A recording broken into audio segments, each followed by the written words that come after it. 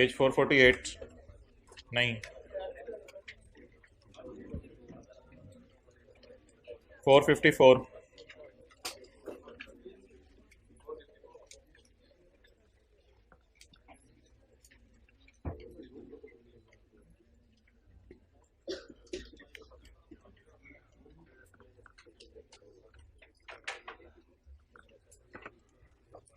Special powers to the federal government. Federal government या board अगर चाहे तो in place of tax under subsection 1, subsection 1 वाला हमारा नॉर्मल टैक्स है जो 17% है, तो फेडरल गवर्नमेंट या बोर्ड अगर चाहे तो सबसेक्शन 1 वाले टैक्स को उठा के फारग ही कर दे इन प्लेस ऑफ, यानी कि उस टैक्स को फारग ही कर दे और अपना कोई नया मैकेनिज्म बनाए जो कि सेल्स टैक्स जैसा तो हो लेकिन करंट सिस्टम से डिफरेंट हो।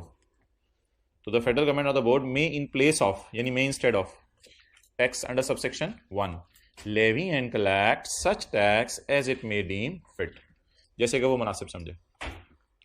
दे will specify the mode manner and time.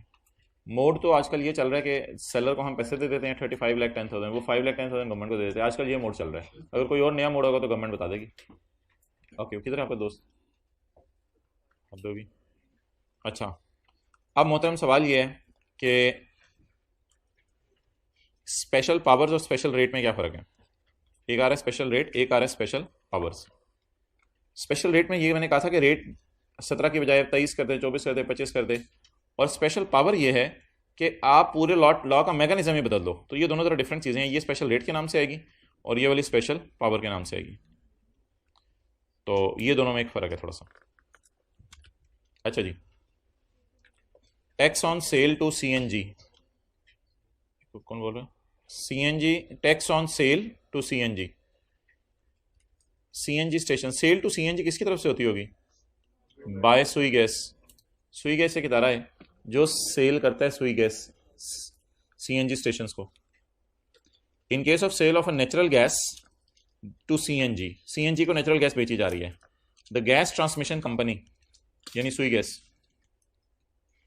The gas transmission company shall charge sales tax at the rate of 17% of the value of supply to CNG consumer. Consumer से मुराद यहाँ CNG station है, consumer से मुराद वो बंदा नहीं है जो हम जाके गैस चलवाएं, कंज्यूमर से मुराद यहाँ सीएनजी स्टेशन है। तो in case of sale of natural gas to CNG station the Sui gas shall charge sales tax at the rate of 17% of value of supply to the CNG consumer. और ये बात हमने पहले पढ़ ली हुई है कि गैस जब बिक रही होगी तो इसकी प्राइस में क्या क्या आएगा? नेचुरल गैस आएगी, चार्जेस आएंगे, रेंट आएगा, कमीशन आएगा, सारे हुकूमत के टैक्सेस आएंगे सिवाय सेल्स टैक्स के। बल्कि उधर तो एक और बात भी लिखी हुई थी कि सरचार्ज भी शामिल नहीं होगा। अच्छा, टैक्स ऑन रिटेलर्स। रिटेलर्स दो किस्म के हैं, जैसे मैन्युफैक्चरर, एक कॉटेज इंडस्ट्री है, छोटी इंडस्ट्री, एक other than cottage industry. Retailers दो किस्म के हैं, एक हैं छोटे रिटेलर, एक हैं बड़े रिटेलर। छोटे और बड़े की डेफिनेशन नहीं है हमारे सिलेबस में, लेकिन छोटे और बड़े का नाम ज़रूर हमें पता होना चाहिए। ये बड़े रिटेलर्स को कहते हैं टायर 1 रिटेलर्स, और इनको कहते हैं अदर देन टायर 1। ये नॉर्मल तरीके से टैक्स देंगे 17% के एतबार से, और ये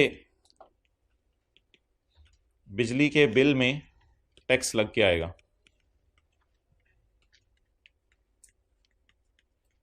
चलो नोट कर लें, बिजली के बिल में टैक्स लग के आएगा अदर देन टायर 1 वाले। क्या हुआ?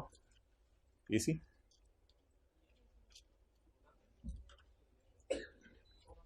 आगे आ जाओ, साइम आगे आ जाओ। तो ये जी टायर 1 रिटेलर्स हो गए और अदर देन टायर 1 रिटेलर्स हो गए।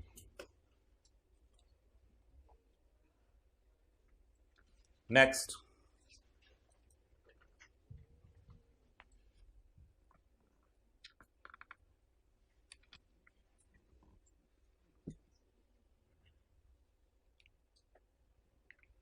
मेरे आप जैसे लोगों का काम नहीं है छुट्टी करना, ये बहुत लेवल इसके लिए चाहिए होता है। अच्छा पढ़ें जी। अच्छा जी, नोट कर रहे हैं, और बताएं कि वेस्ट कोट पे तूने क्या लगाया हुआ है? रुमाल, इसको बो कहते हैं। अच्छा, आगे चलें। टायर 1 रिटेलर्स, बड़े रिटेलर्स शेल पे tax in the normal way at the rate of 17%। ये हो गए जी बड़े रिटेलर। अब tax shall be charge through महीने का bill from retailers other than tier 1, ये छोटे रिटेलर्स। छोटे रिटेलर्स के लिए ये रूल है कि अगर बिजली का बिल आपका 30,000 तक है तो फिर आपको महीने का बिल अगर 30,000 तक है तो आपको उसमें 3,000 टैक्स डल के आएगा। लेकिन अगर आपके बिजली का बिल 30,000 से 50,000 के दरमियान है, ये याद कर लीजिएगा ये, तो फिर आपका टैक्स लगेगा उस पर 5,000। और अगर आपका बिजली का बिल 50,000 आया है, एग्जैक्ट फर्ज करें 50,000 से ऊपर आया है, तो उसमें 50,000 से ऊपर मिसाल के तौर पर 52,000 आया है, तो 52,000 आप देंगे जमा 10,000। तो जिनके बिजली का बिल 30,000 से कम है उनका 3,000, 30,000 से 25,000 वालों का 5,000 और 5,000 से 50,000, 50,000 से ज़्यादा वालों का 10,000। ये लाइन ज़रा मैं नहीं पढ़ा। ये वाले रेट डबल हो जाएंगे, यानी 3,000 क्या हो जाएगा, 5,000 क्या हो जाएगा, और 10,000 क्या हो जाएगा। ये वाले रेट डबल हो जाएंगे अगर ये बंदा इनकम टैक्स के लॉ में एक जुर्म करे। ये वाले रेट डबल हो जाएंगे अगर ये बंदा इनकम टैक्स के लॉ में जुर्म करे। इनकम टैक्स के लॉ में ये जुर्म होगा कि इनकम टैक्स के लॉ में ये बंदा रिटर्न अपनी जमा नहीं करवा रहा और एक्टिव टैक्स पेयर नहीं है, तो जुर्म उधर करेगा, सजा इधर मिलेगी। इनके लिए ये रेट डबल हो जाएंगे। above rates appearing in the table will be doubled if the name of person is not appearing in, अगर आपका नाम एक्टिव टैक्स पेयर लिस्ट में नहीं आ रहा, इशूड बाय एफबीआर। एफबीआर जो इनकम टैक्स के लिए एक लिस्ट इशू करती है, अगर उसमें आपका नाम नहीं आ रहा तो आपके लिए ये रेट बोलें क्या हो जाएंगे, डबल हो जाएंगे। Next, the electricity supplier वापडा, the वापडा shall deposit the amount collected directly to FBR। वापडा वाले ये पैसे डायरेक्टली एफबीआर को जमा करवा देंगे।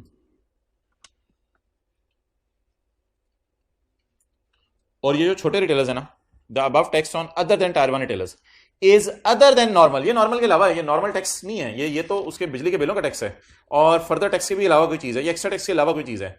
ये टैक्स जो है वो क्या है, ये बिजली के बिलों के साथ वाला टैक्स है। तो ये आखिरी लाइन उसने ऐसे ही बस तमहीद बांधने के लिए लिखी है कि ऊपर वाला टैक्स अदर देन 17% है, ये 17% से हट के कोई टैक्स है। ओके, आखिरी बात, अगर हुकूमत चाहे तो किसी भी बंदे से 2 लाख तक सेल्स टैक्स ले सकती है in prescribed persons through general order. General order means हुकूमत कोई ऑर्डर पास करेगी जिसमें यह बता दिया जाएगा कि कुछ लोगों से 2 लाख तक टैक्स लिया जा सकता है। ये कौन लोग हैं, अनलकीली उसने यहां बताया नहीं, तो हम बस दो कैटेगरी याद रखें, टायर 1 अदर देन टायर 1। ये कोई तीसरी कैटेगरी है जिनसे टैक्स लिया जाएगा जनरल ऑर्डर के जरिए, और वो टैक्स मैक्सिमम कितना होगा, 2 लाख रुपए। इससे ऊपर से कंपेयर ना करें, डब्बे में तो 2 लाख कहीं भी नजर नहीं आ रहा। डन। अच्छा, अगला सवाल आपसे यह है कि कॉलेज की कैपेसिटी, मिनिमम कैपेसिटी क्या होगी जितनी सीटें अवेलेबल हैं, दैट इज मिनिमम कैपेसिटी। इसको कहते हैं इनपुट को देख के आउटपुट जज करना। इनपुट है सीटें, आउटपुट है स्टूडेंट्स का आना और पढ़ना। इनपुट को देख के आउटपुट को जज करना, यानी कि हम आईके वालों को कह सकते हैं कि 2000 बच्चा पढ़ने को आ जाए तो हम नहीं पढ़ा सकेंगे, क्योंकि इतना इनपुट हमारे पास नहीं है कि जिससे इतना आउटपुट हो। इसी तरह स्टील प्रोडक्ट्स हैं, कोई स्टील की प्रोडक्ट्स, उसमें फैक्ट्री में लेबर इस्तेमाल होती है, फैक्ट्री में मटेरियल इस्तेमाल होता है और ओवरहेड्स वगैरह, ये दोनों चीजें फैक्ट्री के लिए इनपुट हैं। इस इनपुट को सामने रख के, इस इनपुट को सामने रख के आपकी मिनिमम प्रोडक्शन कैपेसिटी मालूम की जाएगी। मिनिमम प्रोडक्शन कैपेसिटी यानी कम से कम आप कितने यूनिट बना सकते हो। जब आपकी मिनिमम प्रोडक्शन कैपेसिटी एस्टिमेट की जाएगी तो ये फर्ज करें 500 यूनिट्स है, लेकिन आपने सेल किए 430 यूनिट। मिनिमम का लफ्ज हमने पढ़ा हुआ है, कम से कम। हुकूमत कहती है कम से कम 500 यूनिट पे तो टैक्स दे दो, ये कह रहा है मैंने बेची 430 है। हुकूमत कहती है नहीं, कम से कम 500 यूनिट पे तो दो टैक्स। तो वही सेक्शन 113 जो बिजनेस के चैप्टर में पढ़ा था। अब मुझे बता दें इस क्वेश्चन का आंसर क्या होगा। What is my sale, 500 note. तो स्टील बनाने वाली कंपनीज के लिए ये रूल है।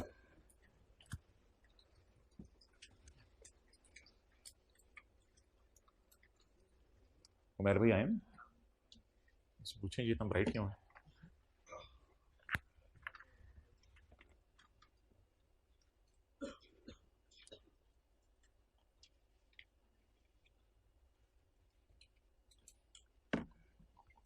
ओके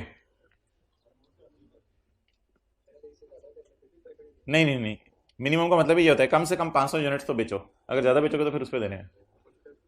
जी परसों टेस्ट में पिछले वाला चैप्टर कौन सा था? एओबी था। एओबी का तो टेस्ट हो गया हुआ है, रिकॉर्ड्स एंड ऑडिट। ठीक है, तो चैप्टर 16 हो जाएगा और सेल्स टैक्स जहाँ तक हम आज पढ़ेंगे वहाँ तक हो जाएगा। ओके, न्यूमेरिकल आ सकते हैं आप सेल्स टैक्स का टेस्ट में, आ सकते हैं, डाल डाल के ज़रा देखा जाएगा आपको। कल कर लिया था फिजान वाला सवाल? फिजान वाला सवाल किया था, हाथ खड़ा करें। ठीक, बाकी शर्म करें। साथ वाले बोतल से चुल्लू पर पानी निकाल के दे इसको, इसके तेली पे रखें और इसे कहीं डुबकियां मारो, इसमें चुल्लू पर पानी में डूब मरो। डालें डालें हाथ पे, इसी तरह फिर दोस्ती यारी बढ़ती है। कौन सी वाली लाइट्स बंद करनी है? ये यार लाइट्स पहले बंद होती हैं, तो डर लगेगा मुझे। तो चलें देखो ये, अच्छा हाँ मैं इधर भी कहीं बटन लगे हुए हैं।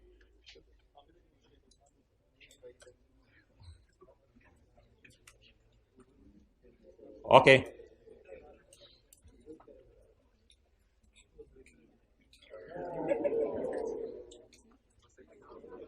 ना, सही देना वो वाली,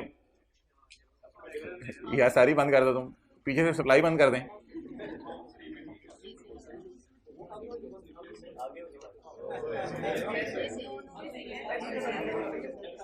चलें थोड़ा सा जरा याप गाय। ओके चलें थोड़ा सा जरा ये एंजॉय करते हैं, फिर आगे चलते हैं, वैसे मजा आ रहा है। ओके पेज 454, साथ वाले का हाथ पकड़ लें। Tax on steel products, tax on, उन्होंने जपी डाली है, tax on steel products for good specified in 13वां schedule the minimum production, minimum कितनी थी कम से कम? 500, तू ना बोला कर। फॉर गुड स्पेसिफाइड इन 13वां schedule the minimum production for a month shall be determined. Minimum production कैसे पता चल सकती है? On the basis of single और मोर इनपुट, सिंगल इनपुट और मोर इनपुट्स। मिसाल के तौर पे लेबर, मटेरियल, बिजली आने का टाइम, लेबर की अवेलेबिलिटी, ये सारी चीजें देख के डिसाइड होगा फैक्ट्री के अंदर क्या सेल हो सकती है। पहले बुलेट में वो कह रहे हैं कि मिनिमम हम डिसाइड कर लेंगे, और फुल स्टॉप के बाद कह रहे हैं अगर तुमने सेल कम की हमारे मिनिमम से तो तुम्हें टैक्स फिर किस पे देना पड़ेगा? मिनिमम। तो फॉर द पर्पज ऑफ 13वां schedule minimum production shall be determined, वो सेट कर ली जाएगी कितने पे? 500 पे, on the basis of single inputs or more inputs as used in production process. If minimum production is greater than actual, actual कितनी थी? तो फिर क्या करें? If minimum is greater than actual, then minimum production shall be assumed as quantity sold for charging tax. Greater का sign लगाया मैंने। Minimum production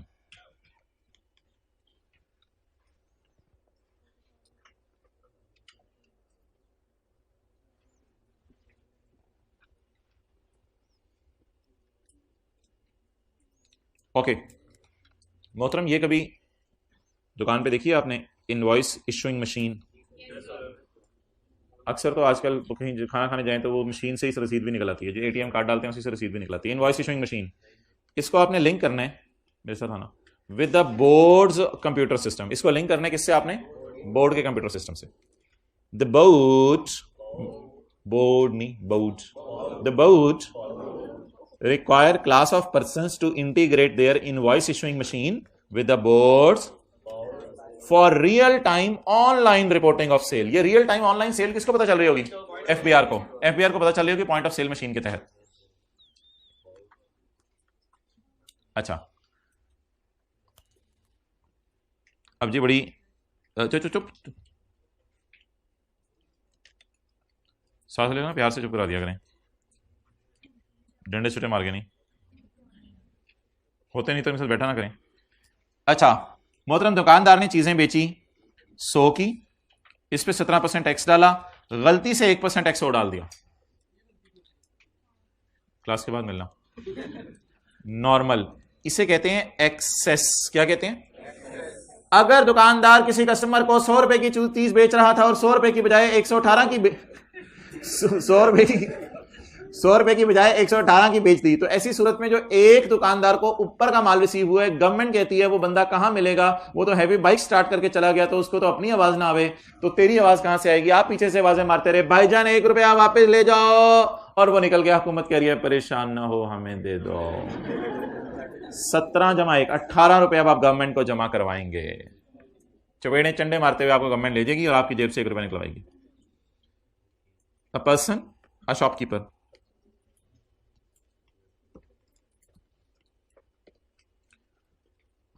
अ shopkeeper होगी बातें, चलें। A shopkeeper who has collected any tax under, गलती से, who has collected any tax गलती से और अदरवाइज से किसी भी वजह से, which was not payable as tax, तो टैक्स के तौर पर पेएबल नहीं था, और which is in excess of actual payable, या एक्चुअल पेएबल से एक्सेस था, तो इसका क्या मतलब है? इंसिडेंस का मतलब क्या होता है? बोझ। इंसिडेंस का मतलब है बोझ, बोझ। अच्छा, इंसिडेंस का मतलब बोझ लिखें, और इस पूरे फिक्रे का मतलब लिखें जो मैंने येलो से हाईलाइट किया। Incidence has been passed on consumer का मतलब है, लिखें, बोझ कस्टमर पे ट्रांसफर हो गया, अब वो नहीं ढूंढा जा रहा। इसका पूरा मतलब लिखें, बोझ कस्टमर पे ट्रांसफर हो गया, अब वो नहीं ढूंढा जा रहा।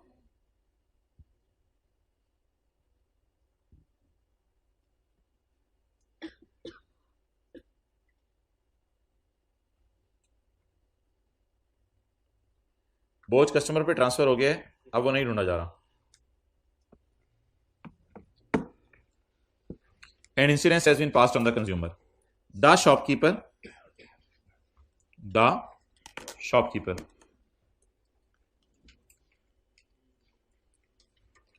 बड़े सॉफ्ट तरीके से पढ़ें। Shall pay the tax to federal government, shall pay the tax to, जाएं और जाके फेडरल गवर्नमेंट को टैक्स पे करें, बात खत्म। बस अब ऐसी परेशान हो रही है, आपने अपनी आखिरत क्यों खराब करनी है? गवर्नमेंट की करें खराब। आगे अब आप गवर्नमेंट को जाके 1 रुपया दे दें, फीस भी ले ला, हुकूमत को मिल गया। अच्छा, अब सवाल एक राइज होगा कि अमाउंट जो पेएबल है फेडरल गवर्नमेंट को यहां पर, वो कैसे आपसे रिकवर होगी, कैसे ली जाएगी? कॉलेज वाले आपको अगर फीस मिसाल के तौर पे कोई स्टूडेंट जमा ना करवाए, तो वो कह सकते हैं कि यार चलो अब क्लास में ना बैठो। सिमिलरली कॉलेज वालों ने फाइन रख दिया चप्पल पहन के आने पे, कि जो चप्पल पहन के आएगा, बूट पहन के नहीं आएगा, उसको 500 रुपया फाइन दिया जाएगा, उसको देना पड़ेगा फाइन। अब जब वो 500 रुपया उसको 500 रुपया जब उसको फाइन देना पड़ेगा, तो ऐसी सूरत में अगर गेट के ऊपर जब आप एंटर हो रहे हो, तो गेट पे एंट्रेंस पे आपसे पूछा जाएगा, हाँ भाई आपने फीस जमा करा दी, आप कहेंगे फीस जमा करवा दी। अब जब आपको कॉलेज में नहीं एंटर होने दिया जाएगा, आप कहेंगे क्यों? कहा जाएगा चप्पल उतारें, या तो नंगे पांव आए या फिर जाएं बूट पहन के आए। अब ऐसी सूरत में आप कह सकते हैं उधर खड़े होकर, नहीं यार फीस में तो सख्ती करते थे, ये समझ आती है, इसमें जरा सख्ती कम करो, इतनी ज्यादा नहीं, कभी कभी हो ही जाता है बंदे का, तो कोई नहीं, जाने दो मुझे। लेकिन नहीं, कॉलेज वाले डट जाएंगे कि हम उसी तरह सख्ती करके ये 500 तुमसे लेंगे जिस तरह सख्ती करके तुमसे, हमने तुमसे कितने पैसे लिए हैं? 17%। जिस तरह 17% आपसे लेंगे, उसी तरह जो है, जिस तरह आपसे फीस लेंगे, उसी तरह ये पैसे भी रिकवर करेंगे। तो सेल्स टैक्स में भी यही होगा। ये 1 रुपया रिकवर करने के वो सारे हरबे इस्तेमाल किए जाएंगे, जो हरबे इस्तेमाल किए जाएंगे इस 17 के रिकवर करने के। 17 इस्तेमाल करने में, रिकवर करने का क्या हरबा है, वो हरबा मैं आपको पढ़ाऊंगा आने वाले दिनों में। वो टूल ये है कि आप जो है, अगर सेल्स टैक्स जमा ना करवाएं तो गवर्नमेंट आपकी दुकान बंद कर सकती है, और गवर्नमेंट आपकी जो है वो दुकान बंद करने के साथ साथ आपके बैंक अकाउंट को भी सीज कर सकती है। तो ये पावर भी गवर्नमेंट के पास अवेलेबल है। आप बता दें 17 के अलावा जो एक है, वो रिकवर करने के कौन से तरीके लगेंगे? जो सारे तरीके 17 को रिकवर करने के लग रहे हैं। Amount payable to the federal government here, जहां जो अमाउंट पेएबल है, shall be assumed as बकाया जात ऑफ टैक्स। बकाया जात ऑफ टैक्स का मतलब है जस्ट लाइक 17। जिस तरह 17 रिकवर किया जाएगा, उसी तरह ये सारे पैसे भी रिकवर किए जाएंगे, जस्ट लाइक 17। आगे बता दें क्या लिखा हुआ है, and shall be recoverable accordingly. वो सारे तरीके इस्तेमाल किए जाएंगे जो रिकवर करने के लिए, जो क्या रिकवर करने के लिए लगाए गए हैं? 17 रिकवर करने के लिए लगाएंगे। रिकवरेबल अकॉर्डिंगली का मतलब लिखें, जिस तरह 17 रिकवर किया है उसी तरह ये 1 रुपया भी रिकवर होगा। जिस तरह 17 रिकवर किया है उसी तरह ये 1 रुपया भी रिकवर होगा। ओके, आगे बढ़ें। Refund claim will not be admissible का मतलब बताएं। Refund claim will not be admissible, refund claim will not be admissible का मतलब बताएं। लिखें उर्दू में। ये 1 रुपया आपको कभी वापस नहीं मिलेगा। 1 रुपया आप रिफंड मांगते हुए रहें तो आपको वापस नहीं मिलेगा। Refund claim will not be admissible, ये 1 रुपया आपको वापस नहीं मिलेगा।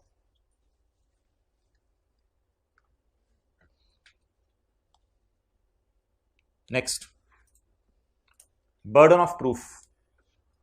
बर्डन ऑफ प्रूफ,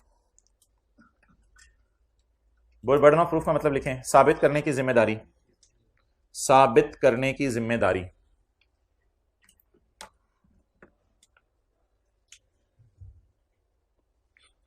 अच्छा, इसमें जरा एक बात सुनिएगा पहले।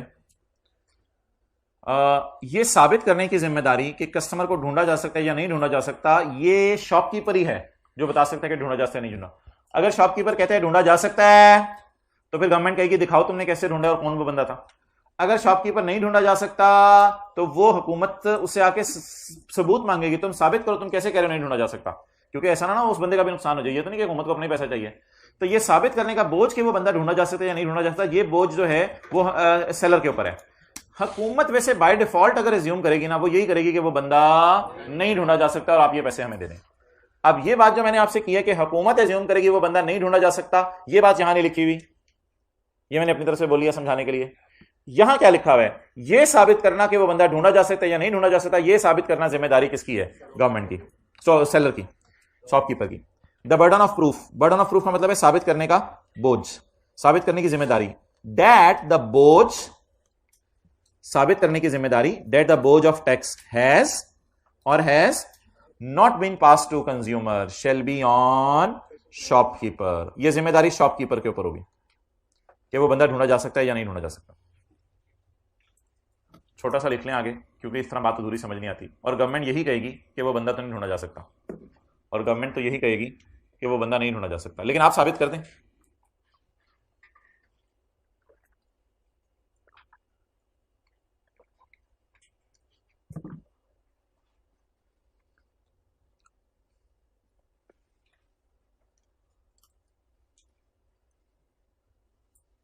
ओके, तो घर में जाके ना इस तरह शुरू हो जाया करें। अबू, एक ऐसा सेलर जिसने टैक्स कलेक्ट कर लिया है गलती से, जो कि अबू टैक्स नहीं था, या था तो लेकिन अम्मी वो एक्चुअल से भी ज्यादा था, अम्मी वो एक्चुअल से भी ज्यादा था। एंड द बोझ has been passed on the consumer. मेरे छोटे भाई, अब बोझ कंज्यूमर पे ट्रांसफर हो गया। The shopkeeper shall pay the tax to federal government. खाला, शॉपकीपर अब जाएगा और फेडरल गवर्नमेंट को जाके क्या पे करेगा? टैक्स पे करेगा। फुफो, द अमाउंट पेएबल, लगता है कुछ शादी के सारी पहुंचे हुए हैं। द फुफो, amount payable to federal government here shall be assumed as बकाया जात ऑफ टैक्स। अंकल, ये बकाया जात ऑफ टैक्स समझे जाएंगे। अच्छा, आगे, और मेरे पोते ये पैसे उसी तरह रिकवर किए जाएंगे जैसे बाकी पैसे रिकवर किए जाते हैं 17 वाले। और आंटी रिफंड नहीं मिलेगा इसका, रिफंड विल, इस तरह रिवाइज करते हैं हम घर में जाके, and refund will not be allowed. Refund will, बहनोई, द बर्डन ऑफ प्रूफ, ये साबित करने का बोझ, ये साबित करने की जिम्मेदारी कि बोझ ट्रांसफर हो गया है मामू या नहीं हुआ, ये कस्टमर पर बोझ ट्रांसफर हो गया या नहीं हो गया, ये जिम्मेदारी किसके ऊपर होगी? शॉपकीपर के ऊपर। एक दफा जरा पढ़ लें सारा दोबारा, पढ़ लें सारा दोबारा।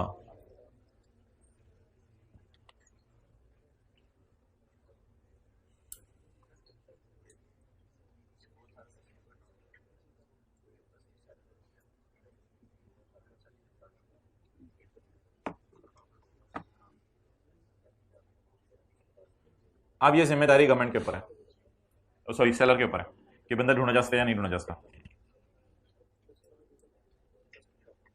ओके, अच्छा भाई, जीरो रेटिंग में 3 चीजें आवे और 3 चीजें ना में। जीरो रेटिंग में 3 चीजें आवें और 3 चीजें ना आवें। पहली चीज, the following goods shall be charge to tax at the rate of 0%। कौन कौन सी? गुड्स एक्सपोर्टेड, बड़ी बात तो ये तो हमें पता था, हम गाड़ियां एक्सपोर्ट कर थक चुके हैं। The following goods shall be charge to tax at the rate of 0% goods exported, okay, और स्पेसिफाइड इन 5th शेड्यूल। ये अनलकीली आपको लफ्ज़ याद रखना पड़ेगा, और स्पेसिफाइड इन 5th शेड्यूल। अच्छा जी, आज आपको एक जहाज के बारे में बताना है, लेकिन वो जहाज ऐसा होगा जो पाकिस्तान से बाहर जा रहा हो, पाकिस्तान वाला जहाज नहीं। पहली शर्त क्या है? जहाज हो। दूसरी, बहरी जहाज भी हो सकता है। पहली शर्त यह है जहाज हो, दूसरी शर्त यह कहां जा रहा हो, तीसरी शर्त यह है कि आप जहाज को ऐसी चीजें बेचें जो जहाज में रास्ते में इस्तेमाल हो जानी है। खाना, पानी, पेट्रोल नहीं, खत्म नहीं हो जाना, फिर तो सवारियां भी जाएंगी, इस्तेमाल हो जाना है। तो जहाज में बैठ के सोचें क्या क्या चीजें इस्तेमाल हो जाएंगी जहाज के अंदर।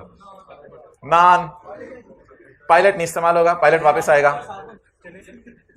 तो जो बंदा जहाज को चीजें बेचे, फर्ज करें आप जहाज को चीजें बेच रहे हैं, आप 2 शर्तें हैं, जहाज बाहर जा रहा हो, कराची इंटरनेशनल फ्लाइट नहीं है, फ्रांस की इंटरनेशनल फ्लाइट है, वो जहाज या बाहर जा रहा हो, पहली बात पाकिस्तान से बाहर जाना शर्त है, और दूसरी बात वो जहाज को आप चीजें ऐसी दें जो रास्ते में इस्तेमाल हो जानी है। पढ़ें, और अगर आप फील करें वो चीजें एक्सपोर्ट ही हो रही हैं, एक तरह की आप खा लेंगे, आपके पेट में एक्सपोर्ट हो जानी है। अच्छा, इसी तरह टिश्यू पेपर है, वो उधर ही यूरोप के अंदर हम डस्टबिन में फेंक के आ जाएंगे।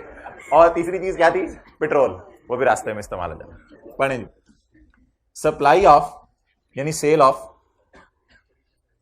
स्टोर्स एंड प्रोविजंस, खाना वगैरह या पेट्रोल वगैरह। अगर हवाई जहाज में किसी ने एसी इंस्टॉल कर दिए हैं तो वो वापस आ जाने हैं, वो नहीं रास्ते में इस्तेमाल होने। कि जहाज में आप बैठ के गए, ये चने तो बड़े मजे के थे, साथ एसी भी लेके जा रहा हूं। अजीब लोग हैं, अजीब, जहाज से पिलो उठा के लेके जा रहे होते हैं, अजीब अच्छे वाले पढ़े लिखे लोग होते हैं। अच्छा, सप्लाई ऑफ पेट्रोल या सप्लाई ऑफ खाना फॉर कंजम्पशन, रास्ते में क्या हो जाए? इस्तेमाल हो जाए, फॉर कंजम्पशन। अब बोर्ड जरा मुश्किल लफ्ज है, on a conveyance proceeding to a destination. कहां लेके जा रहे हो मुझे? जहाज पे, खुदा के लिए को रहम करो, चुप, ले जाओ इसको आउटसाइड पाकिस्तान। जहाज का जहाज होना शर्त है। दूसरी शर्त, उड़ना शर्त नहीं है, बहरी जहाज भी हो सकता है। दूसरी शर्त, पाकिस्तान से बाहर जा रहा, और तीसरी शर्त, रास्ते में चीजें इस्तेमाल हो जानी है। तो ये नहीं वो वाली चीजें, हाँ उसमें भी कह सकते हैं, कर देंगे आप 0 रेटिंग। तो ये वाली चीजों पे टैक्स जो है वो नहीं लगेगा। नेक्स्ट, कई दफा अगर मुल्क में सिक्योरिटी का मसला पड़ जाए, साथ वाले को साथ वाले से डर लगे, देखें जरा उसको, साथ वाले को साथ वाले से डर लगे, या मुल्क में डिजास्टर आ जाए, कोई सैलाब जलजला आ जाए, ऐसी सूरत में, या कोई कहत पड़ जाए, ऐसी सूरत में हुकूमत वो चीजें जो 100 में बिक रही थी कह सकती है कि ये कितने में बिकेंगी, सॉरी 117 में बिक रही थी, हुकूमत कह सकती है ये कितने में बिकेंगी, 100 में बिकेंगी। Such other goods as the federal government में स्पेसिफाई, जनरल रूल नहीं है, such other goods as the government में specify whenever circumstances exist to take immediate action, हल दल पड़ गई, to take immediate action for the purpose of national security, natural disaster, national disaster ना लिखाइएगा, national disaster, और इधर आपने नेचुरल सिक्योरिटी लिखाना है, पता भी कोई नहीं। तो सिक्योरिटी कौन सी? नेशनल, और डिजास्टर कौन सा? नेचुरल, और फूड सिक्योरिटी नेशनल, मसाले, इन इमरजेंसी सिचुएशन, हाल दल पड़ी हुई है सबको। And implementation of a bilateral और मल्टीलैटरल, बायलैटरल है पाकिस्तान और किसी और मुल्क के दरमियान माहिदा हो गया कि मदद की जाए, बायलैटरल है 2 से ज्यादा मुल्कों के दरमियान माहिदा हो गया। मल्टीनेशनल लिखा नाम भाईजान, मल्टीलैटरल लिखा हुआ, 2 से ज्यादा मुल्कों के दरमियान माहिदा हो गया कि सैलाब जदगान और जलजला जदगान की मदद की जावे और एक भाई बाल सेट कावे। अच्छा, अब मोहतरम हाथ जरा खोलो, समीउल्लाह, चलो जैकेट की जिप खोलो, रिलैक्स होके बैठो। 3 चीजें ऐसी हैं जो एक्सपोर्ट हो रही होंगी लेकिन हम उन्हें एक्सपोर्ट नहीं मानेंगे। अब एक्सेप्शंस हैं, 3 चीजें ऐसी हैं। नंबर 1, ऐसी एक्सपोर्ट जिसे आपने दोबारा इंपोर्ट कर लेना है वापस, तो ये काहे की एक्सपोर्ट।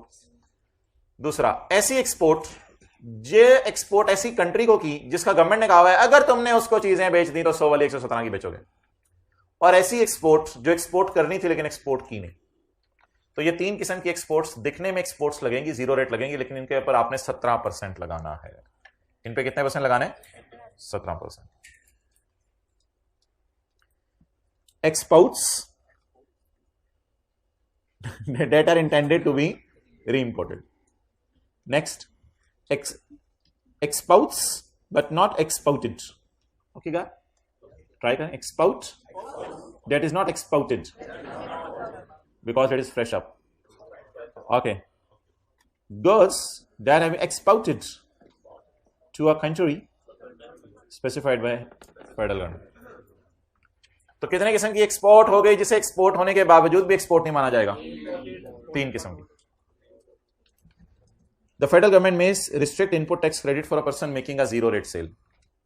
पहले तो देखना पड़ेगा कि जीरो रेट सेल वाले को रिफंड मिलता है या नहीं। पेज नंबर 474 पर हमने एक सवाली सी की थी। अब तो सवाली को देखते भी शर्म सी आवे, ऐसे ऐसे आंखें फाड़ के हम ये देख रहे थे, पहला सवाल हो रहा था और अब इस सवाल को लिफ्ट नहीं कर रहा था कोई। वक्त बदल देते चीजें भाई। अच्छा,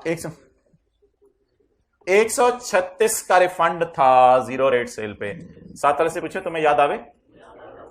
136 रुपए का रिफंड था जीरो रेट सेल पे। उधर नहीं बोलना उस क्लास में, तुम दिल से पूछे तुम्हें याद आवे। अच्छा, आप बता दें जीरो रेट सेल वाले को कितना रिफंड होना है? 136।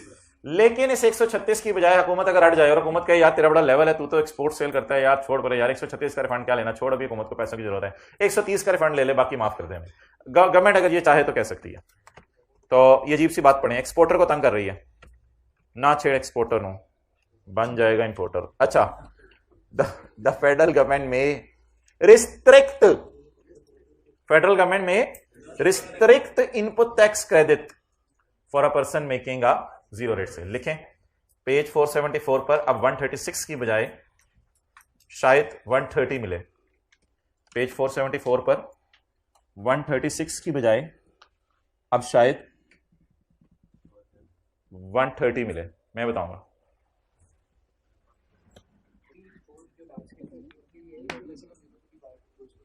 जो भी बेचे। Okay, next, supplies without payment of sales tax. Supplies without payment of sales tax. अगर लॉ मेकर चाहे तो इंपोर्ट को भी जीरो रेट कर सकता है। अगर लॉ मेकर चाहे तो इंपोर्ट को भी जीरो रेट कर सकता है। Under section 60 the federal government is empowered to prescribe any goods which can be imported without payment of whole or part of. आमतौर पे तो इंजन इंपोर्ट 100 वाला 17 में ही होगा, लेकिन अगर हुकूमत कह दे नहीं तो फिर जो है ऐसी सूरत में इंजन इंपोर्ट करने को इनकरेज करना चाहे तो फिर 100 वाला इंजन आप 100 में इंपोर्ट कर सकते हैं, अगर गवर्नमेंट कह दे। ये जनरल रूल नहीं है, ऐसी एक एक्सेप्शन सी है। चलें जी, एक मेन चीज हमारी रहती थी वो आज हमने शुरू करनी है। चैप्टर 21 में आए। चैप्टर 21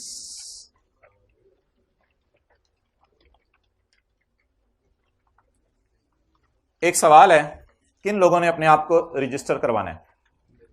पेज नंबर 475 है जो पिछली लाइन में बचा बैठा हुआ उसकी बुक में। रिक्वायरमेंट ऑफ रजिस्ट्रेशन, किस किसने अपने आप को रजिस्टर करवाना है? Manufacturer, re, M, whole, D, distribute, exporter. Okay, अब सवाल मोहतरम ये है कि कॉटेज इंडस्ट्री ने क्या अपने आप को रजिस्टर करवाना है या नहीं करवाना? क्योंकि कॉटेज से बड़ा छोटी इंडस्ट्री है ना, तो हर मैन्युफैक्चरर ने अपने आप को रजिस्टर करवाना है सिवाय कॉटेज इंडस्ट्री के, उसने अपने आप को रजिस्टर नहीं करवाना। हर रिटेलर ने अपने आप को रजिस्टर करवाना है। ये जरा तसल्ली से समझिएगा। Retailer who is liable to pay sales tax, ये हैं टायर 1 वाले। टायर 1 वाले अपने आप को रजिस्टर करवाएंगे। टायर 1 वाले अपने आप को रजिस्टर करवाएंगे। एक्सेप्ट किन लोगों के? Except such retailers which are required to pay sales tax through इस बिजली के बिल। ये याद है बीबी में पढ़ा है। वो रिटेलर जो टैक्स कैसे दें? बिजली के बिलों के साथ दें। ये कौन से होते हैं? Required to pay sales tax through is electricity bill. Other than tier 1। Tier के स्पेलिंग टायर वाले नहीं लिखने।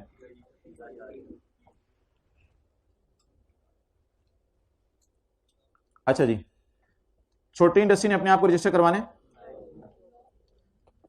जो बंदा बिजली के बिलों के साथ टैक्स देता है उसको कहते हैं छोटा रिटेलर या tyre 1 other than tier 1 retailer. उसे छोटा रिटेलर कहते हैं या अदर देन टायर 1। इसने क्या टैक्स, इसने क्या अपने आप को रजिस्टर करवाने? नहीं, कोई जरूरी नहीं। बिजली के बिल में टैक्स लग के आ जाएगा, वो काफी है, आपको अपने आप को रजिस्टर कराने की जरूरत नहीं। इंपोर्टर छोटा हो बड़ा हो, फीना हो या फीना ना हो, इसे कोई फर्क नहीं पड़ता। हर इंपोर्टर ने अपने आप को रजिस्टर, हर होलसेलर ने अपने आप को रजिस्टर, हर डीलर ने अपने आप को रजिस्टर करवाना है, हर डिस्ट्रीब्यूटर ने अपने आप को रजिस्टर करवाना है। ओके, पॉइंट ये भी मैं पढ़ता हूं। हर कमर्शियल एक्सपोर्टर ने अपने आप को रजिस्टर कराना है। कमर्शियल एक्सपोर्टर कौन होता है? एक होता है मैन्युफैक्चरर एक्सपोर्टर, वो कौन होता है? जो चीजें बना के बेचे। और एक होता है कमर्शियल एक्सपोर्टर, वो कौन होता है? जो चीजें खरीद के बेचे। लिखें, कमर्शियल एक्सपोर्टर जो चीजें खरीद के बेचे। यार ये एसी जरा सेट करना।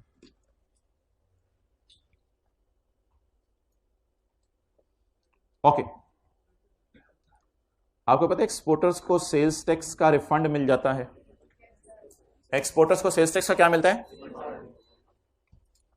जैसे अभी हमने, नहीं बाकी रहने दो, जैसे अभी हमने 24, जैसे बाकी अभी हमने 136 रुपीज देखे थे, वो रिफंड मिलने थे इसको। एक्सपोर्टर ने रिफंड लेना होता है कौन सी सेल के लिए? For his zero rate sale. अच्छा जी, अब न्यूमेरिकल शुरू करते हैं, लेकिन एक अगले सफे पे डब्बा सा है, इसको अभी बैठ के याद कर लें। आज जरा एक full fledge heavy type numerical शुरू करते हैं। उससे पहले रजिस्ट्रेशन किसने करवानी होती है? कंपनी ने। अच्छा, दो लफ्ज सुन लें। एक होता है ऑफिस, एक होती है फैक्ट्री। इन दोनों में क्या फर्क है? अब्दुल्ला तू आवे जावे करे ओ यार ना कर। अच्छा, एक ऑफिस होता है और एक क्या होती है? फैक्ट्री। भाईजान ऑफिस जो है ना, वो जहां पर एम्प्लॉइज वगैरह, स्टाफ वगैरह, अकाउंटेंट्स वगैरह, मार्केटिंग वाले बैठे होते हैं ऑफिस में। और जो फैक्ट्री होती है उसके अंदर लेबर काम कर रही होती है। क्या हो सकता है फैक्ट्री जो है वो गुजरांवाला में हो और ऑफिस लाहौर में हो? Is it possible? अब आपने अपने आप को जाके जो रजिस्टर करवाना है वो रजिस्टर कहां करवाएं? जहां आपकी, आपने नहीं बताना, आपने नहीं बताना। अब आपने अपने आप को कहां रजिस्टर करवाना है? या ऑफिस में जाके रजिस्टर करवाएं जहां आपका ऑफिस है, लाहौर चले जाएं, या जहां फैक्ट्री है गुजरांवाला चले जाएं। ये तो वक्त बताएगा, और वक्त आ गया है। कंपनी अगर पब्लिक कंपनी है तो अपने आप को कहां रजिस्टर करवाए? जहां आपका ऑफिस है, ऑफिस है।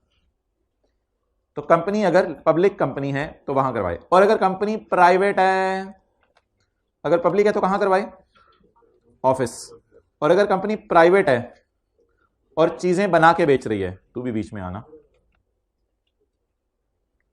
तो अगर कंपनी प्राइवेट है और चीजें बना के बेच रही है तो फिर कहां अपने आप को रजिस्टर करवाए? वेयर फैक्ट्री इज लोकेटेड, जहां आपकी फैक्ट्री है। डन। तो पब्लिक ने कहां करवाने? जहां ऑफिस है। प्राइवेट की अगर मैन्युफैक्चरिंग कर रहे हैं, लेकिन अगर प्राइवेट कंपनी ऐसी है जो कि मैन्युफैक्चरिंग नहीं कर रही तो कहां करें? एग्जांपल गिवन, चीजें खरीद के बेच रही है। Place where the main business activities are carried on. Place where the main business activities are carried on. मिसाल के तौर पर ऑफिस टाइप चीजें होगी जहां मेन ऑफिस है, लिखें मेन ऑफिस है जहां, लेकिन पेपर में ये लफ्ज़ लिखिएगा जो लिखा हो। अच्छा, अब सवाल मेरा आपसे ये है कि अगर कोई रिटेलर है या कोई होलसेलर है, कोई डीलर है, फिर चलें रिटेलर ही ले लें। मेट्रो कैश एंड कैरी, बहुत बड़ा नाम है, बहुत बड़ा सा जनरल स्टोर है, अपने आंखों के जहन में ले आए, बहुत बड़ा जनरल स्टोर है। ये अपने आप को कहां पे जाके रजिस्टर करवाए? इसके तो पाकिस्तान में कई शहरों में ऑफिस होंगे। तो फिर ऐसा करे, place where the main business activities are carried on, वहां जाके अपने आप को रजिस्टर करवा ले। क्लियर? हेड ऑफिस है जहां, वही समझ लो। आखिर इसको 25 पे कर दो। Person who are not incorporated, person who are, ये कौन लोग हैं? इंडिविजुअल्स। और ये कहां अपने आप को रजिस्टर करवाएं? अगर ये चीजें बना के बेच रहे हैं और इनका बिजनेस प्रेमिसेस यानी ऑफिस और मैन्युफैक्चरिंग यूनिट एक ही जगह है। अगर इनका मैन्युफैक्चरिंग यूनिट और ऑफिस एक ही जगह है, place where the business is carried on, जहां पे बिजनेस कैरी ऑन हो रहा है, मींस ऑफिस। लेकिन अगर आपकी फैक्ट्री लाहौर में है, गुजरांवाला में है, और आपका ऑफिस लाहौर में है, फिर आप कहां जाएं? Place where the manufacturing unit is located, फिर आप गुजरांवाला जाएंगे। Okay, let's revise, have a quick look. अगर कंपनी पब्लिक है तो कहां अपने आप को रजिस्टर करवाए? ज़बानी बता दें, ज़बानी बता दें, याद हो गया, ऑफिस। और अगर कंपनी प्राइवेट है और चीज़ें बना के बेच रही है, जहां फैक्ट्री है, और अगर कंपनी प्राइवेट है, चीज़ें बना के नहीं बेच रही बल्कि खरीद के बेच रही है, तो जहां मेन बिजनेस है। और इंडिविजुअल एओपीज, अगर मैन्युफैक्चरिंग यूनिट और ऑफिस एक ही जगह है तो जहां ऑफिस है। और अगर इंडिविजुअल और एओपी चीजें बना के बेच रहे हैं लेकिन मैन्युफैक्चरिंग यूनिट और ऑफिस डिफरेंट जगहों पे है, तो where manufacturing unit is located. पिछले सफे पे इसको डब्बे से टिक कर लें। तो ये तो भाई इधर ही याद हो गया, और मेरे ख्याल से ये वाला भी याद। ओ हाँ यार, एक पॉइंट तो छुड़वा दिया था इधर आपने, पॉइंट ई। साथ वाले थे, तुमने भी याद ना कराया। ओके, पॉइंट ई, थोड़ा सा जरा वॉल्यूम लो रख के कागज। पॉइंट ई, अच्छा मोहतरम, हमने कहा था कि लग्जरी सीट वाला 100 रुपए वाली सीट जब 117 की बेचेगा तो इसमें 17 रुपए सेल्स टैक्स होंगे, या इन्हें फेडरल एक्साइज टैक्स कहेंगे? Federal excise tax. जो बंदा कस्टमर से फेडरल एक्साइज रिकवर करना चाहता हो, 100 रुपए वाली चीज 117 की बेच के उसमें 17 रुपए अगर फेडरल एक्साइज टैक्स है, तो इसने भी अपने आप को गवर्नमेंट के पास जाके क्या करवाना है? रजिस्टर। ये बात एज इट इज वहां लिखी हुई थी, अ पर्सन रिक्वायर्ड अंडर फलां law to be registered for tax collection, क्योंकि इसने टैक्स लेना है। हमने कहा ये फेडरल टैक्सेस हमें तो नहीं पता ये कौन से हैं। उसने कहा these are just like sales tax, ये सेल्स टैक्स की तरह होते हैं। तो फेडरल लॉ से मुराद देते हैं federal excise act, federal excise act. आप बताएं, अगर आप सेल्स टैक्स रिकवर नहीं करना चाहते बल्कि फेडरल एक्साइज रिकवर करना चाहते हैं, तो ऐसी सूरत में जाके आप अपने आप को रजिस्टर करवाएं। हमने कहा ये टैक्स हमें पता ही नहीं क्या है, कहते हैं as a fit for sales tax, ये बिल्कुल उसी तरह जैसे सेल्स टैक्स होता है। अच्छा जी, एप्लीकेशन फॉर रजिस्ट्रेशन बता दें कहां है। अगर आप लिस्टेड कंपनी है या नहीं, अगर आप लिस्टेड कंपनी है या अनलिस्टेड पब्लिक कंपनी है, तो ऐसी सूरत में place where the office is located. साथ साथ देखते रहे अगले सफे पे, चले मैं दिखाता रहता हूं।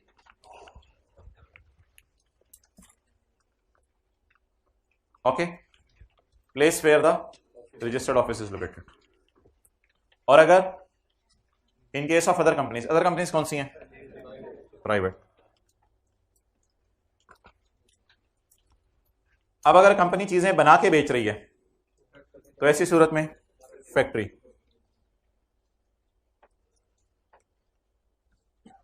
और अगर अदर देन मैन्युफैक्चर है, तो मेन बिजनेस एक्टिविटीज। ये एग्जामिनर लफ्ज ढूंढेगा, मेन बिजनेस एक्टिविटीज आप कह रहे हो। तो यहां पे फैक्ट्री लिखा हुआ है और यहां पर मेन बिजनेस एक्टिविटीज। और अगर आप इंडिविजुअल एओपी हैं, तो ऐसी सूरत में where business is actually carried on. और अगर आप इनकॉर्पोरेटेड नहीं है, यानी इंडिविजुअल एओपी हैं, अगर आप इंडिविजुअल एओपी हैं, in case of a person not incorporated, आपका सिंगल मैन्युफैक्चरिंग यूनिट है, एक आपकी फैक्ट्री है, whose business premises and factory are at different location, तो ऐसी सूरत में क्या करें? डिफरेंट वाले द इलाका, ज्यूरिसडिक्शन होता है इलाका, द इलाका where where where where manufacturing unit is located. तो ये डिफरेंट लोग हैं जिन्होंने अपने आप को जाकर रजिस्टर करवाने। अच्छा जी, रजिस्टर करवाने के लिए अगर इंडिविजुअल है तो वो खुद चला जाए, ओनर। अगर पार्टनरशिप फॉर्म है तो पार्टनर चला जाए, और अगर कंपनी है तो उसका डायरेक्टर चला जाए। इन लोगों ने अपने आप को जाकर रजिस्टर करवाना है। लेकिन आपने रजिस्टर करवाने अपने आप को कंप्यूटराइज सिस्टम से। A person required to be registered shall pay on computer, shall apply on computer system for it. आपने कंप्यूटर के जरिए एप्लीकेशन देनी है, आप खुद चले जाएं, बहुत अच्छी बात है। पार्टनर को भेज दें, बहुत अच्छी बात है। अगर आप कंपनी है तो डायरेक्टर को भेज दें। एप्लीकेशन बताएगी कि किस रीजनल टैक्स ऑफिस में आप जा रहे हैं, RTO regional tax office. Application बताएगी कि किस रीजनल ऑफिस में आपने जाना है, where registration is required. Jurisdiction इलाका, इलाके ये हैं जहां आपने आपके जाकर रजिस्टर करवाना है। लेकिन ये डब्बा कुछ लोगों पे नहीं लगेगा। लार्ज टैक्स पेयर्स कौन से होते हैं? ज्यादा टैक्स देने वाले। अब ये लार्ज टैक्स पेयर की भी डेफिनेशन हमारे सिलेबस में नहीं है। ज्यादा टैक्स देने वाले, ज्यादा टैक्स देने वाले कहां जाएं? फैक्ट्री वाली जगह पे जाएं, ऑफिस वाली जगह पे जाएं, या एफबीआर बताएगा? एफबीआर बताएगा। इनको कहने की जरूरत नहीं, एफबीआर से बस पूछने कहां जाना है। ठीक है उधर मोबाइल लगा हुआ है। आगे और आखिरी बात, एफबीआर इस पूरे डब्बे को तहस नहस कर सकते हैं, जिस मर्जी बंदे को जहां मर्जी भेजे। एफबीआर में ट्रांसफर जुरिस्डिक्शन कहां? वेयर बिजनेस और वेयर रजिस्टर्ड ऑफिस और where manufacturing unit is located, जहां तीनों में से जहां मर्जी उठा के फेंक दे। तो फेडरल गवर्नमेंट एफबीआर को यहां तक हक है कि ये जो पहली थी मिसाल के तौर पे लिस्टेड कंपनी, इसको फैक्ट्री वाली जगह पे बदल दे। तो फेडरल गवर्नमेंट को ये पावर ऊपर वाला डब्बा हर बंदे के लिए बदल सकता है। क्लियर? चलें इसी चैप्टर के एंड पे आ जाए, न्यूमेरिकल शुरू करें।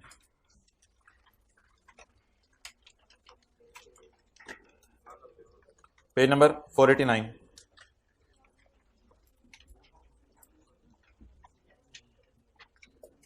क्वेश्चन 2 की अदर इंफॉर्मेशन में जाएं और अदर इंफॉर्मेशन में जाके आप ढूंढें इंक्लूड का लफ्ज कहां कहां लिखा हुआ है।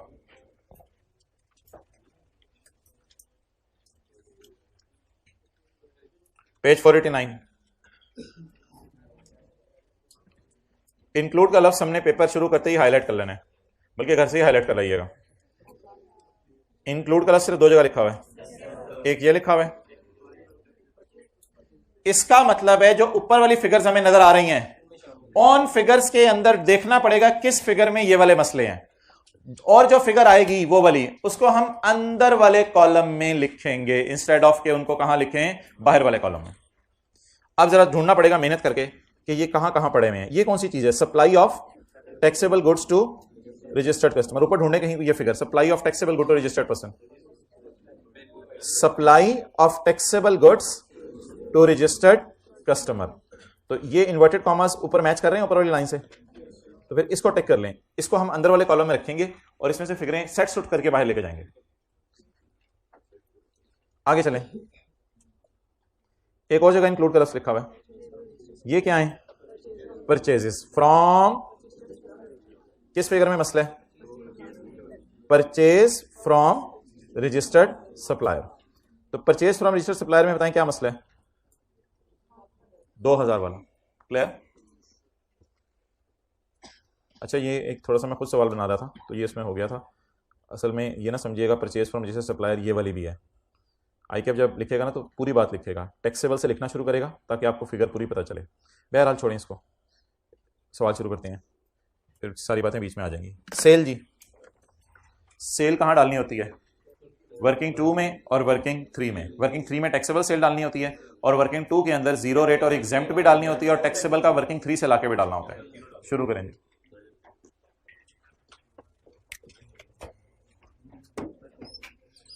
वर्किंग 1 क्या है? Input tax. Working 1 is input tax.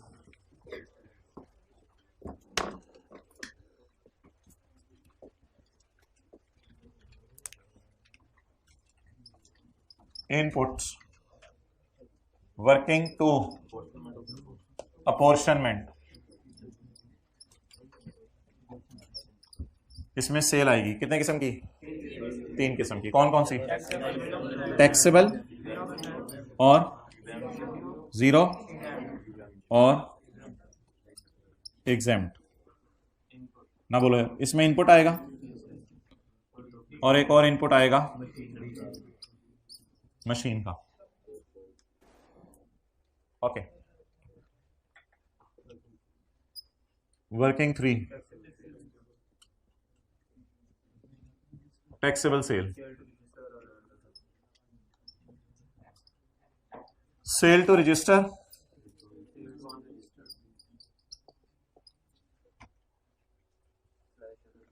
Okay.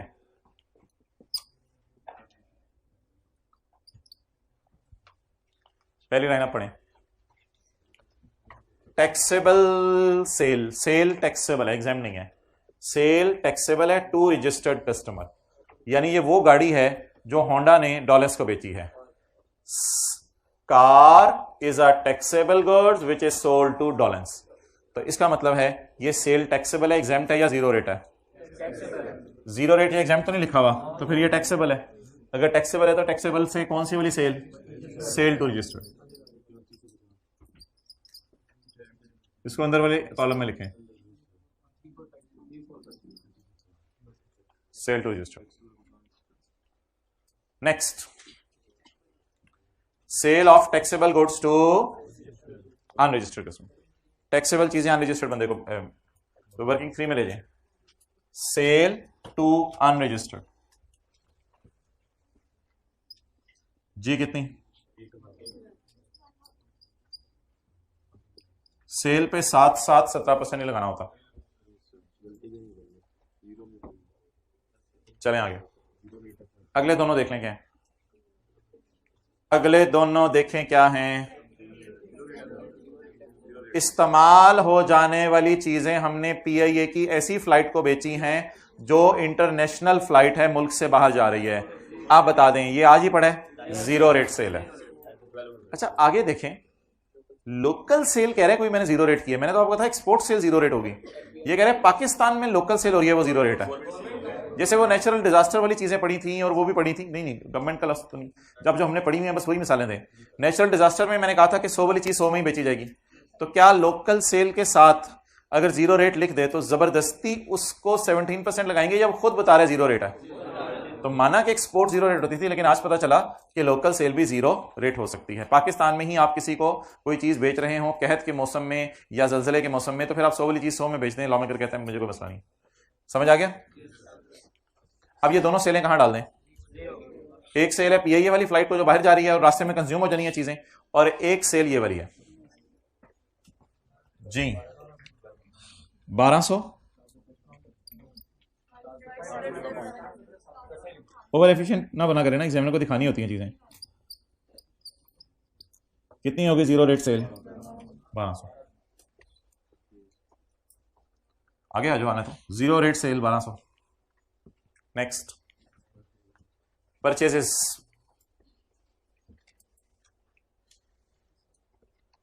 आप गए जनरल टायर की दुकान पर और आपने परचेज की टैक्सेबल गुड्स यानी टायर। बताएं अगर सप्लायर रजिस्टर्ड है और उससे जो हम चीजें ले रहे हैं वो चीजें टैक्सेबल हैं, तो क्या हम 100 वाली चीज 100 में खरीदेंगे या 100 वाली 117 में? तो परचेज फ्रॉम रजिस्टर्ड सप्लायर पे कितना लगेगा?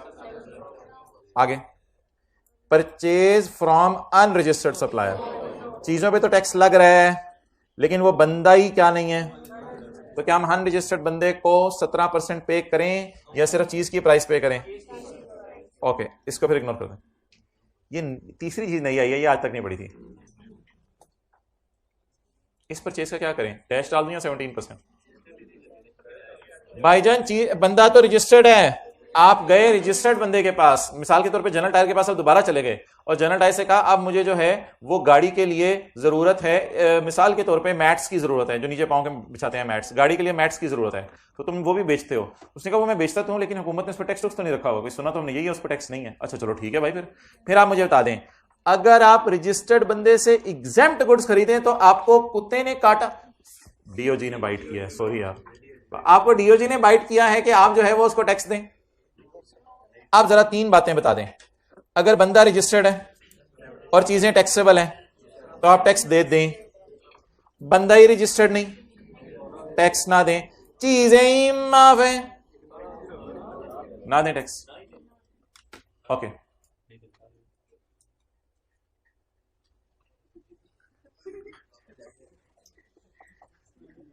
ओके, परचेजेस, छोटी सी जगह छोड़ दीजिएगा नीचे, कल परचेजेस की भी बाकी डेटा भी आएगा।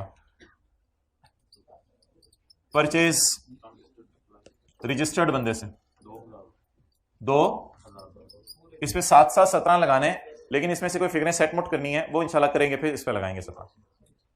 आगे बोलें, purchase, purchase unregistered of ₹450। Okay, आगे आपने एग्जेम्प्ट गुड्स खरीदी हैं लेकिन बंदा रजिस्टर्ड है, फिर क्या करें? टैक्स दें ना दें? क्लियर? नोट करो,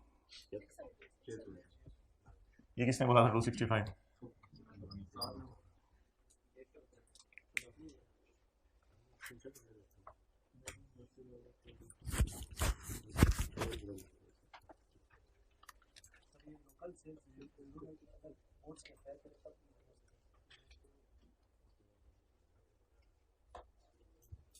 साथ वाले को बता दें जिंदगी बड़ी छोटी है, पता नहीं कब खत्म हो जाए।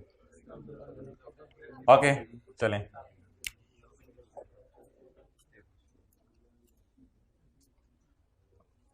अब तो 2-4 दिन भी नहीं घर वाले रोते। आजकल जो दिखे फोतियों पे बस एक दिन ही कुछ होता है, अगले दिन तो नॉर्मल रूटीन आ जाती है सबके, तो बस भूल जाएंगे लोग हमें भी, इसलिए अपनी फिक्र कर लें। आगे चलें। Input tax brought forward from December से इनपुट टैक्स ब्रॉट फॉरवर्ड हुआ है। ये फेस पे आएगा न्यूमेरिकल के, तो फेस तो इंशाल्लाह कल बनाएंगे, इसलिए इसको भी छोड़ें। चलें जी, ये 3 एडजस्टमेंट्स कर दें, फिर छुट्टी करते हैं आज। ये 3 एडजस्टमेंट कर दें बस। पहली पढ़ें, पहली, दूसरी, तीसरी, तीनों पढ़ लें और सोच लें क्या करना है। मैं अच्छे बच्चों से मिलने जा रहा हूं, आप ज्यादा अच्छे हैं, वो और ज्यादा अच्छे हैं। क्या चीज है? तो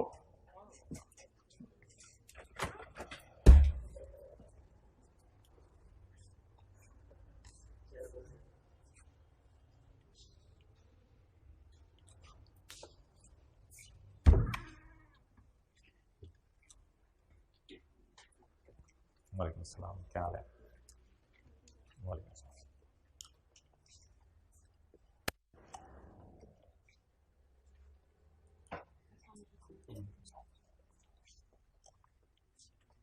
पढ़।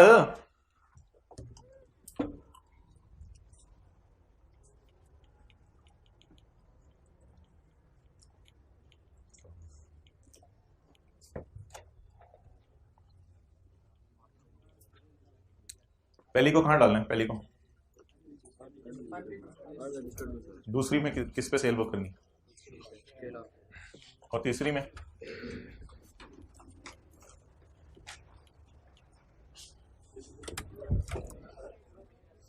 Okay.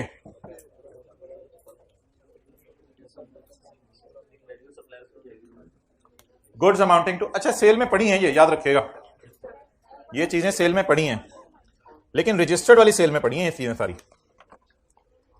Cell to registered customer include the following: goods amounting to 8 lakh sold to Hafiz brothers on, महीने का आखिरी दिन, महीने के आखिरी दिन उसमें हमने चीजें बेची हैं। हाफिज ब्रदर ने इसी साल बिजनेस शुरू किया है and had filed an application for registration, और उसने रजिस्ट्रेशन के लिए एप्लीकेशन जमा करवाई भी है। वो करीबी रीजनल टैक्स ऑफिस में गया होगा और बताया होगा मैं मैन्युफैक्चरर हूं या नहीं हूं, और ये सारा बता के उसने रजिस्ट्रेशन के लिए अप्लाई कर दिया होगा। ओनर अगर है बिजनेस का तो खुद गया होगा, अगर पार्टनर्स हैं तो कोई एक पार्टनर गया होगा। तो हाफिज ब्रदर्स वालों ने अपनी रजिस्ट्रेशन के लिए अल्लाह का शुक्र अप्लाई कर दिया है 30 जनवरी को, लेकिन अभी तक उनको रजिस्ट्रेशन नहीं मिली, शायद कोई डॉक्यूमेंट्स में मसला हो या कुछ मसला हो। अब अगर वायर सेलर, कल वाली मिसाल, वायर सेलर हर ग्राहक से पूछ रहा था तुम्हारा रजिस्ट्रेशन नंबर क्या है, तो जब हम इसे चीजें बेच रहे होंगे तो हम इससे पूछेंगे कि आप अपना रजिस्ट्रेशन नंबर बताओ, तो वो आए बाएं शाएं करेगा और कहेगा मैंने अप्लाई किया, मैं इंशाल्लाह रजिस्टर हो जाऊंगा। तो मैं कहूंगा उसे भाईजान ये आपका अपना मसला है, आप जब मर्जी रजिस्टर करवाएं अपने आप को, मेरे पास जब आप आए हैं तो अभी तक आप रजिस्टर्ड नहीं है। इसलिए सेल को रजिस्टर्ड कस्टमर वाली सेल में पड़ा रहने दूं या रजिस्टर्ड कस्टमर वाली सेल से निकाल दूं, ये रिक्लासिफाइड टाइप चीज है, निकाल के रिक्लासिफाई भी कर दें। हाँ अनरजिस्टर्ड में डाल दें, इसे 3% ज्यादा लें, और अगर ये 3% अवॉइड करना चाहता है तो फिर वेट कर लेता है रजिस्टर होने का, फिर आता हमारे पास। हमने कौन सा बुलाया इसको, लेकिन रिक्लासिफाई का लफ्ज़ ना लिखे, साथ ही कर दें बस, थोड़ा सा जरा टाइम दे दिया करें। Sale to Hafiz brother,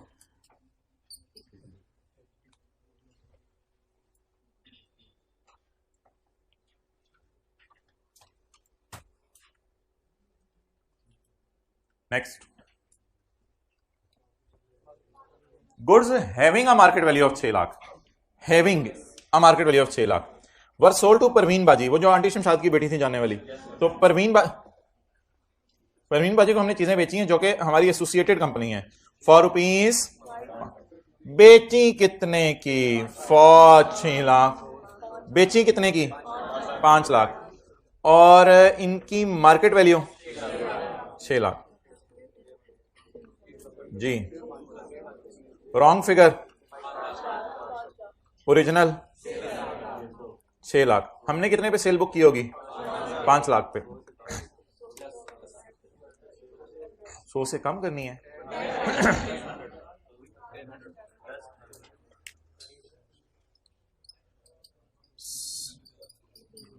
cell होनी किस पे चाहिए थी? 600 पे। हो किस पे गई? 500 को 600 पे लेके जाने के लिए 100 इसमें ऑप्शन 1 ये है। आई कैप इस तरह नहीं करा सॉल्व। वो किस तरह सॉल्व कर रहा है बता दें, जल्दी बता दें। ओरिजिनल और रॉन्ग का डिफरेंस ले तो रेक्टिफाइंग है। अभी मैंने रेक्टिफाइंग एंट्री पोस्ट की है 100 रुपए की, लेकिन अगर मैं ओरिजिनल रॉन्ग करूं तो कुछ ऐसे बनेगा। सेल में 500 की सेल पड़ी है, 500 माइनस करके 600, इस तरह आपकी सेल में 100 ऑटोमेटिकली ऐड हो जाएगा। इस तरह करें, नहीं उधर ऐड ना करें, अलग लाइन बनाएं। परवीन बाजी भी बुरा बना सकती जी। चलें, भूल गया सवाल, आगे चलें। अगला पढ़ें।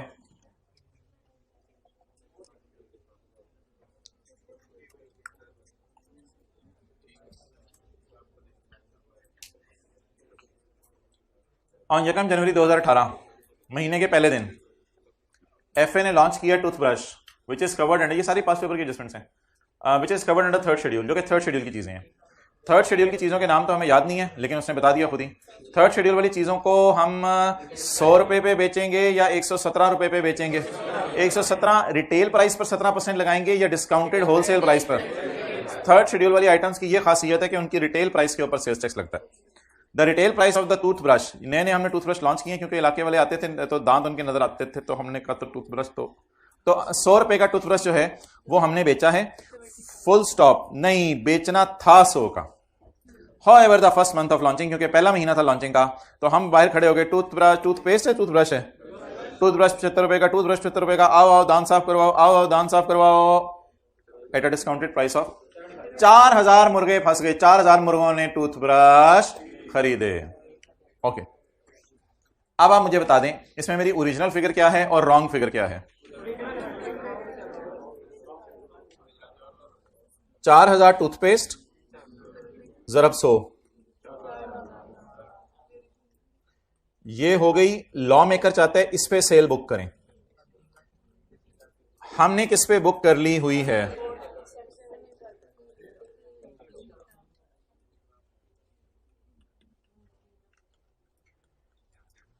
अब लाख रुपए की एडजस्टमेंट कर दें या 3 लाख माइनस करके 4 लाख ऐड करें? जी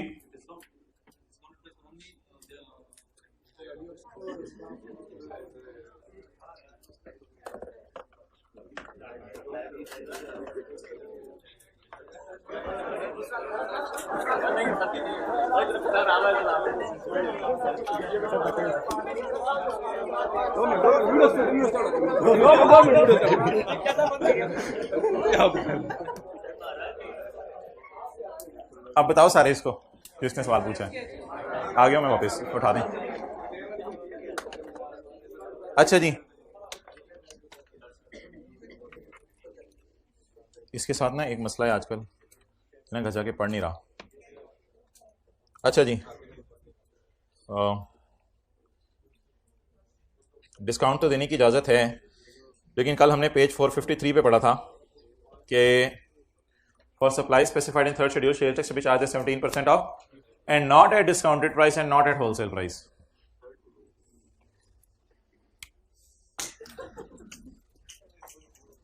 तो भाईजान डिस्काउंट माइनस करने की देना, डिस्काउंट माइनस करने की इजाजत नहीं है। किन आइटम्स में? 3rd शेड्यूल के आइटम। क्या कहते हैं? क्रोशिया वाला स्वेटर कहते हैं, क्या कहते हैं बताएं?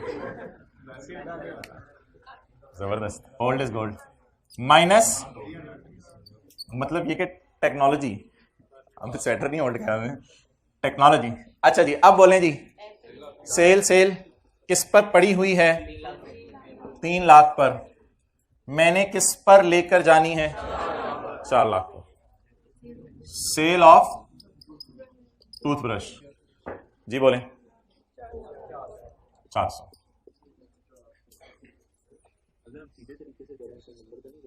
नहीं, इसी तरीके से करें जैसे मैं कह रहा हूं, रॉन्ग को उल्टाएं, ओरिजिनल को रिकॉर्ड करें। बजाय के रेक्टिफाइंग एंट्री करें। क्या क्या वो ये, हाँ ये शो करोगे ना यार, कैलकुलेशन शो करनी जरूरी है, कैलकुलेशन शो करनी जरूरी है। ये कैलकुलेशन शो नहीं करेंगे तो उसे क्या पता चलेगा कि आपने 100 के पेपर दिए जाके, और ये कब फिर कहां से आई हैं? कैलकुलेशन शो करेंगे तो कौन टी न्यूट। चलें जी, न्यूमेरिकल टू बी कॉन्टिन्यूड।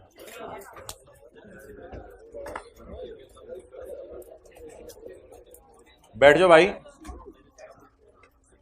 अच्छा भाई, ये कुरान के अंदर एक मुकालमा आता है जन्नतियों और दोज़खियों का, उसमें आपस में मिलेंगे तो जन्नतियों से पूछेंगे तुम दोज़ख में कैसे आए, वो कहेंगे हम नमाज नहीं पढ़ते थे। तो प्लीज़ जिस तरह अल्लाह ने हमें नेमतें दी हुई हैं उस तरह उनका शुक्र अदा करना भी ज़रूरी है। सिर्फ आप एक आँख भी कोई आपको 10 लाख 20 लाख दे दे तो आप आँख बेचने को तैयार नहीं होंगे। इतनी बड़ी नेमतें अल्लाह की हैं, जहाँ इतनी चीज़ों के लिए टाइम निकालता है बंदा, 1 घंटा भी नहीं दिन में लगता, लेकिन अपने आप को समझाने की बात है। चलो यार बंद कर दो। एक मिनट ऑन रखो ज़रा, बंद तो नहीं किया। अच्छा भाई, सवाल को आगे खुद ना करने की कोशिश कीजिएगा, इस सवाल के आगे वाली एडजस्टमेंट अभी हमने पढ़ी नहीं हुई, बंद कर दो। हमने कौन सा